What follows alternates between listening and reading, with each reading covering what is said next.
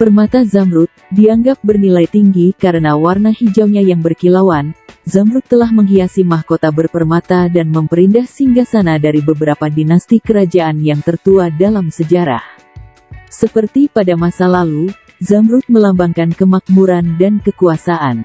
Di seluas dunia, zamrud biasanya dianggap lebih berharga daripada berlian. Pada umumnya, hanya batu mirah yang dianggap lebih bernilai.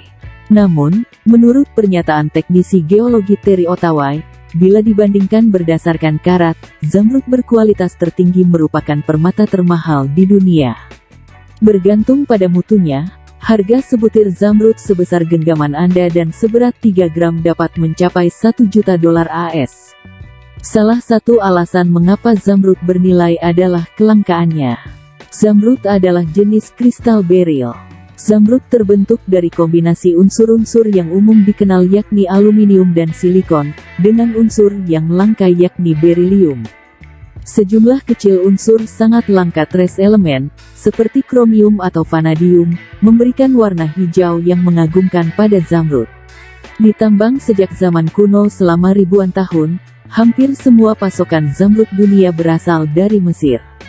Tambang Cleopatra yang legendaris, terletak sekitar 700 km di sebelah tenggara Kairo, dieksploitasi habis-habisan, pertama oleh orang Mesir dan kemudian oleh orang Romawi dan Turki. Itu pastilah usaha yang sangat berat.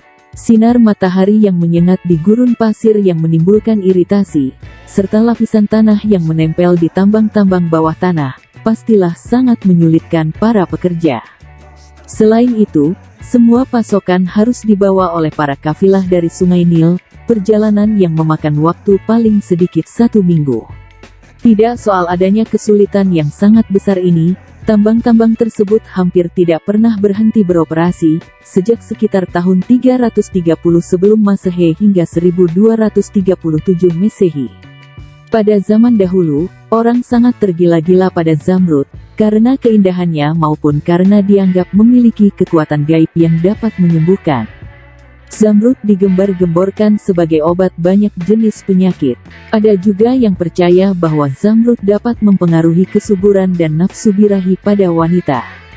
Tidak heran, perdagangan yang ramai dan menguntungkan antara Mesir dan bangsa-bangsa lain pun berkembang, bahkan sampai ke India. Monopoli ini berakhir sewaktu para penakluk asal Spanyol tiba di Amerika Selatan pada permulaan abad ke-16. Tidak lama setelah itu, Jimenez de Quesada menaklukkan daerah yang kini dikenal sebagai Kolombia. Beberapa tahun kemudian, pada tahun 1558, orang-orang Spanyol menemukan tambang di Muzo. Zamrud yang ditemukan di sana benar-benar mempesona dalam kualitas maupun ukuran. Orang-orang Spanyol langsung merebut kendali atas tambang tersebut dan memperbudak penduduk setempat, memanfaatkan mereka untuk melakukan pekerjaan yang melelahkan dan berbahaya, yakni menggali batu-batu permata tersebut. Dalam waktu beberapa tahun, zamrud-zamrud berukuran besar yang hampir tak bercacat pun membanjiri Eropa, banyak dari antaranya sampai ke tangan orang Turki Ottoman, para Syiah dari Persia, dan bahkan keluarga Raja India. Batu-batu ini dipahat dan diukir, menjadi tatakan bagi banyak koleksi permata yang tak ternilai. Penjagaan yang ketat tidak efektif, orang-orang termiskin di dunia dengan susah payah mengeluarkan permata ini dari tanah yang keras dan liar, sehingga jurnalis Fred Watt berkesimpulan, salah satu hal yang paling ironis dari perdagangan zamrud adalah bahwa, bagi sebagian besar orang yang menemukan batu itu, membayangkan dapat mengumpulkan cukup banyak uang agar dapat mengenakan sebutir zamrud saja sudah merupakan hal yang mustahil. Karena godaan bagi para pekerja untuk menyembunyikan sebutir batu dan menyelundupkannya nyaris tak terbendung, kebanyakan pertambangan mengoperasikan pasukan keamanan sendiri. Para penjaga yang diperlengkapi dengan senapan mesin mengawasi para pekerja secara ketat seraya mereka bersusah payah menggali dan mengeruk. Akan tetapi, meskipun adanya langkah-langkah ini, para pakar menyatakan bahwa ada banyak perdagangan zamrud di seluas dunia masih ilegal. Sebagian besar zamrud berpindah tangan tanpa dokumen resmi, tanpa dipajak, secara sembunyi-sembunyi, tenggelam dalam pasar gelap dunia. Hampir semua zamrud yang berkualitas tinggi pernah diselundupkan, kata majalah National Geographic. Pembeli permata zamrud harus waspadalah. Dilihat dari proses pembentukannya, zamrud memiliki banyak cacat alami di dalamnya yang disebut inclusion, benda asing yang terperangkap di dalam mineral. Sewaktu cacat ini mencapai permukaan luar sebuah batu, ini tampak sebagai retakan yang merusak hasil akhir batu itu dan sangat mengurangi nilainya. Selama berabad-abad, para penjual telah menutupi cacat permukaan ini dengan merendam permata yang telah dibersihkan dan dipoles dalam minyak panas, seperti minyak kayu aras atau minyak kelapa. Proses pemanasan mendesak keluar udara yang terdapat pada retakan dalam batu dan membiarkan minyak merembes masuk dan menutupi cacat itu dengan efektif. Permata yang telah diperbaiki ini kemudian dijual sebagai permata berkualitas prima. Akan tetapi, setelah 1 atau 2 tahun berlalu, minyaknya menguap dan cacat itu pun tersingkap, tinggallah para pelanggan yang bingung dan kecewa berat. Calon pembeli hendaknya juga waspada terhadap zamrud tiruan. Pada abad pertengahan, penggunaan kaca hijau yang dipoles dan dipotong hingga mirip zamrud merupakan praktek yang sudah mapan. Selama bertahun-tahun, banyak orang yang tidak curiga telah ditipu hingga percaya bahwa yang mereka miliki adalah zamrud asli padahal itu hanya tiruan. National Geographic menyimpulkan, para pakar seperti halnya masyarakat awam sama-sama tertipu.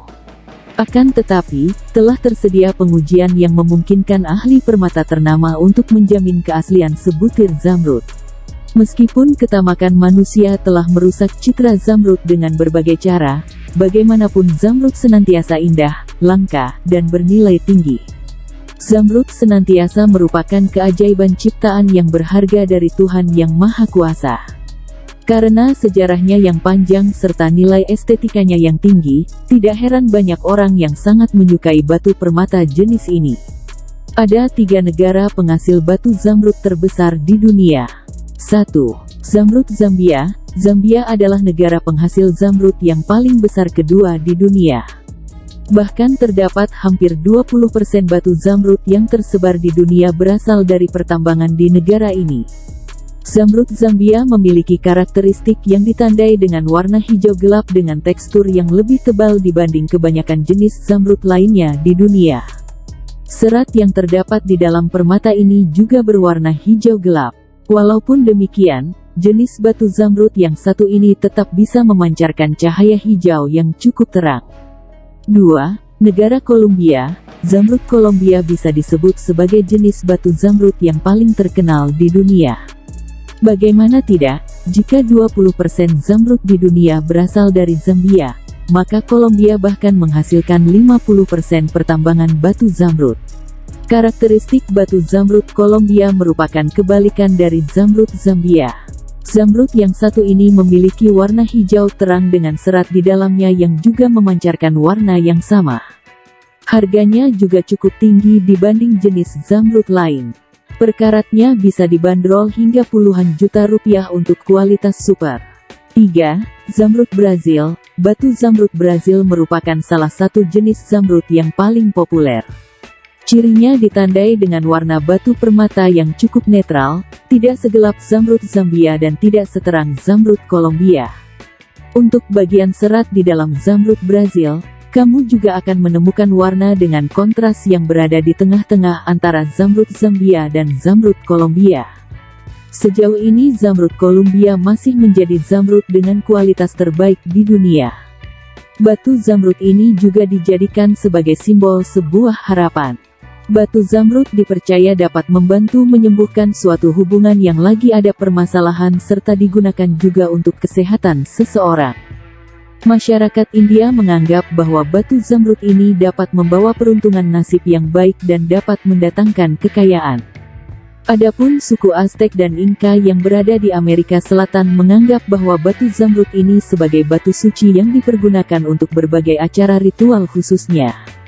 Batu zamrud atau emerald adalah lambang batu mulia, birthstone, bagi mereka yang terlahir pada bulan Mei, agar batu zamrud bisa memberikan energi positif pada diri kita sehingga aura dalam diri bisa terpancar, maka hal yang dapat kita lakukan agar selalu dekat dengan emerald tersebut, kita bisa menyimpan batu zamrud atau emerald tersebut di dalam tas, bisa juga di dompet atau dalam saku baju. Anda bisa menjadikan batu zamrud tersebut sebagai perhiasan yang bisa digunakan dalam kehidupan sehari-hari seperti digunakan sebagai anting, liontin, cincin gelang dan kalung. Dengan demikian dimanapun Anda berada Anda bisa menggunakannya setiap hari dan selalu merasa dekat, namun tidak merasa kehilangan energi positif yang dipancarkan oleh zamrud tersebut. Semoga info ini bermanfaat.